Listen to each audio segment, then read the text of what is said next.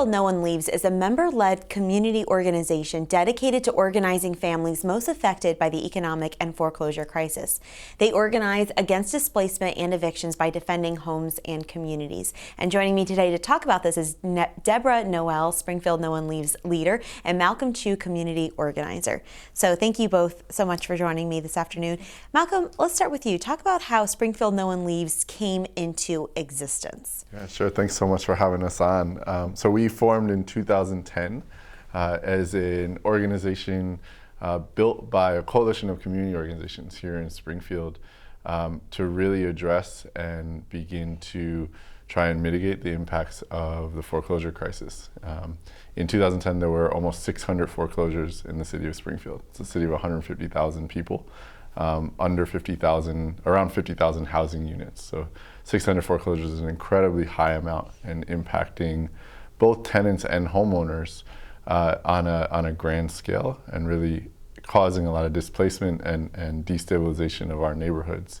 So we formed to try and prevent folks from being pushed out and to try and protect both people's homes, but also our neighborhood and city at large.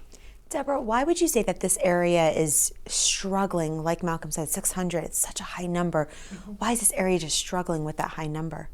I believe we're struggling with a high number because we have problems. When the economy crashed and everything went downhill, lots of people, including myself, lost our jobs, laid off. Then people started having a lot of difficulty making ends meet. And it's really hard to try to do a lot of things that you need to do financially on unemployment. So this is kind of what, because you went through this, is this kind of like what brought you to this organization, because you wanted to help others that perhaps needed that same guidance that you needed? Well, it originally started, my home was being foreclosed on. After myself and my husband lost our jobs, going through a couple of layoffs each. And that seemed to be a little back-to-back. So what we did is we were making phone calls, trying to work with the bank, and the bank we were dealing with was GMAC. And then we found out that they sold the home to Fannie Mae, which we were not aware of until the last minute. And so I started making phone calls to the city because we were really in a bind and looking for help. And we also went through the modification, paying our modification payments, and they still were refusing to help when it changed hands to Fannie Mae. So I got involved with No One Leaves because I called the city, and I ended up speaking to Ahmad Rivera, who then referred me to Malcolm, and he's with Springfield No One Leaves, of course. And from there, I started going to the Tuesday night meetings, and ever since, I've just joined hands with the organization, and it's been nothing but a blessing and also a big relief. Because you never know where to turn, and the banks aren't out there to help you.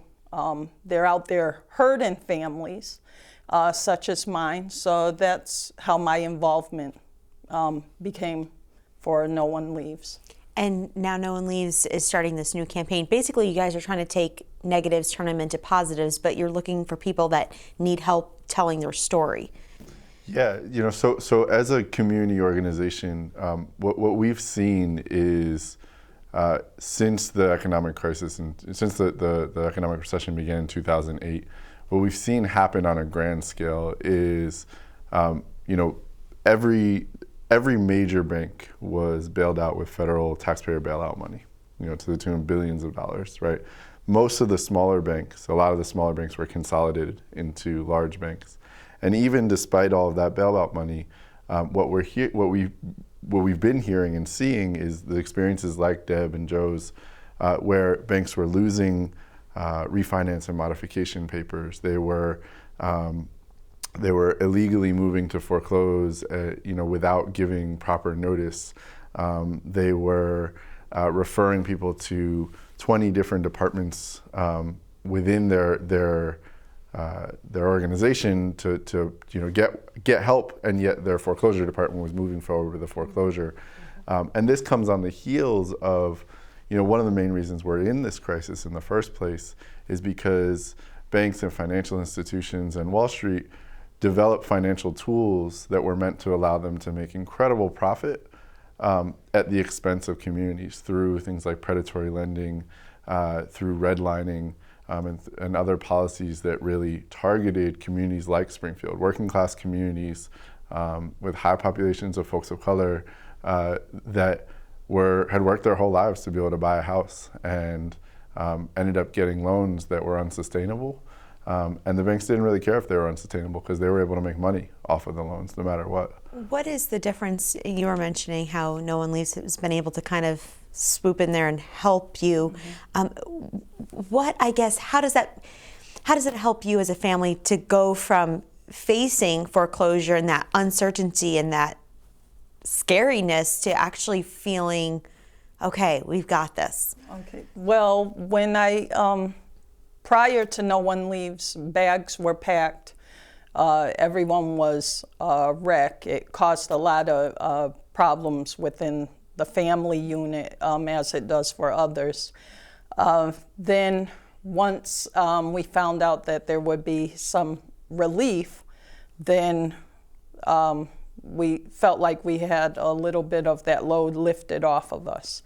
But still and yet you have to keep fighting back against the banks. You have to keep pushing them back. You have to make them understand, and through No One Leaves and working together with everyone that is going through the same crisis, we're able to brainstorm and come up with ideas on how we can get the banks to do what's right. And I don't want to make it seem like we're bashing the banks. This obviously isn't, for somebody who's like, well, I just don't want to pay my mortgage, and I, want to just, this is, obviously situations that are unique situations where they're due to job losses or other things because of the economy. So this isn't somebody that's just trying to take advantage of the bank and just get a house for free. Right. And I think it's a common misconception about the crisis that the crisis was caused by individual homeowners. There's very, very few people, very, very few evidence that people intentionally walk away from their homes.